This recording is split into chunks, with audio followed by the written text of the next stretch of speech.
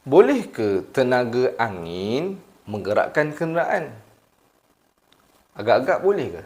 Dan dalam Al-Quran ada menyebut tentang beberapa jenis angin.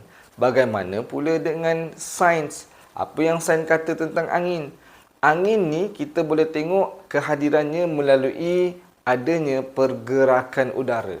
Pergerakan udara disebabkan oleh putaran bumi dan juga pemanasan yang terjadi di permukaan bumi yang akhirnya mengakibatkan perbezaan tekanan udara daripada tekanan tinggi ke tekanan yang rendah di sekitarnya. Dan dalam surah Yunus pada ayat 22 Allah Subhanahu wa taala berfirman, "Huwallazi yusayyirukum fil barri wal bahr hatta idza kuntum fil fulk وجرين بهم بريح طيبة وفرحوا بها جاءتها ريح عاصف وجاءهم الموج من كل مكان وظنوا أنهم أحيط بهم دعوا الله مخلصين له الدين لئن أنجيتنا من هذه لنكونن من الشاكرين. Maksudnya,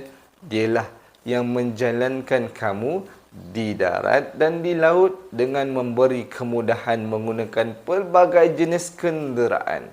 Sehinggalah apabila kamu berada di dalam bahtera dan bahtera itu mula bergerak laju membawa penumpang-penumpangnya dengan tiupan angin yang baik. Dan mereka bersuka cita dengannya.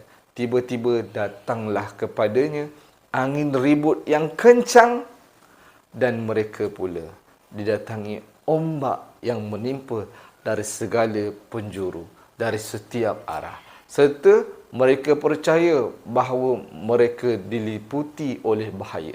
Pada saat itu, mereka semua berdoa kepada Allah dengan mengikhlaskan kepercayaan mereka kepadanya semata-mata sambil merayu dengan berkata, "Demi sesungguhnya, jika Engkau, ya Allah, selamatkan kami dari bahaya ini, kami tetap menjadi orang-orang yang bersyukur."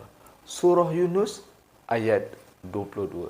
Al-Quran menyebutkan kata angin tidak kurang daripada 29 kali. Sebanyak 19 kali dalam bentuk mufrad dan 10 kali dalam bentuk jamak. Penyebutan angin dalam bentuk mufrad umumnya menyatakan kesan negatif dan destruktif angin itu terhadap kehidupan manusia.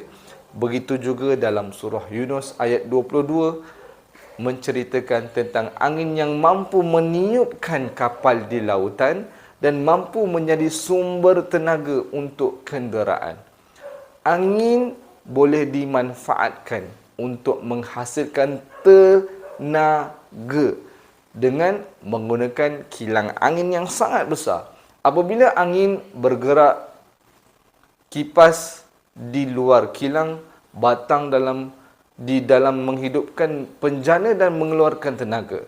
Dan semakin keras dan deras angin yang bertiup, semakin banyak tenaga yang boleh dihasilkan. Dan sesetengah negara telah melabur secara signifikan dalam menuai tenaga angin dan kini menjadi pengeluar utama di dunia.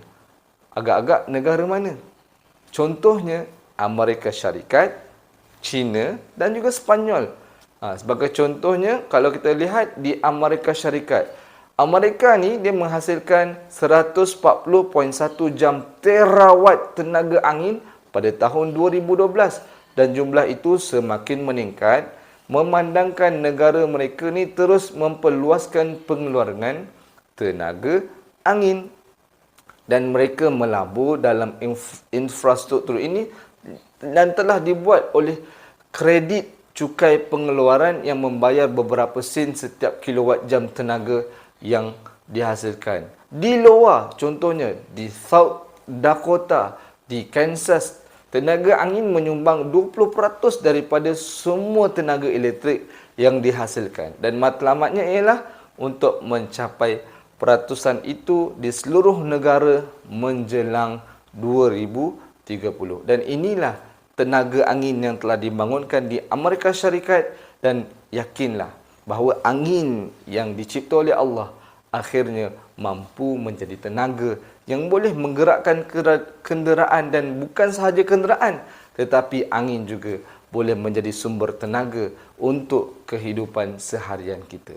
Masya Allah, subhanallah, hebatnya